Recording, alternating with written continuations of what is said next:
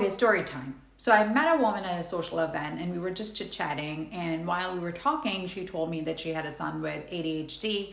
And then of course like it took that turn, so I told her that I have a child on the autism spectrum who cannot speak, and then I have a child younger than her who is also, partially deaf and but is neurotypical. And we just started like, talking to each other about our special needs kids. And then she was like throwing some platitudes my way that, oh, you're so brave, I could never do it, this is so amazing, and you must be so strong, yada, yada, yada.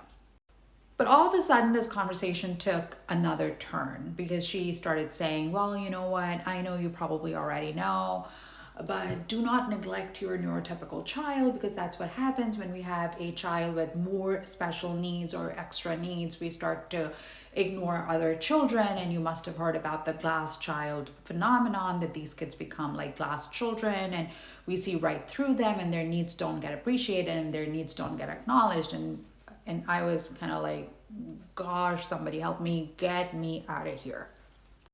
So, I was upfront with her. I said, oh, yeah, I know all about the glass child phenomenon, and I do not neglect any of my kids. And actually, I don't neglect any person who is an active part of my life, including my patient. And I said, and also, like, let me tell you something.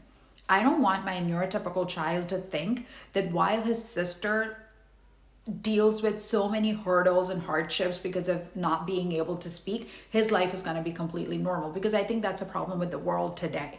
As long as we get what we want, and as long as life for us is perfect, then we don't have to worry about anybody. And which is why I think, okay, yeah, don't create glass kids, but also do not let your kids miss out on the opportunity of compassion and kindness that they can learn firsthand by being with siblings who have extra needs or higher needs. The purpose of parenting is to create the best individual in the given circumstances, and I think I'm doing that. So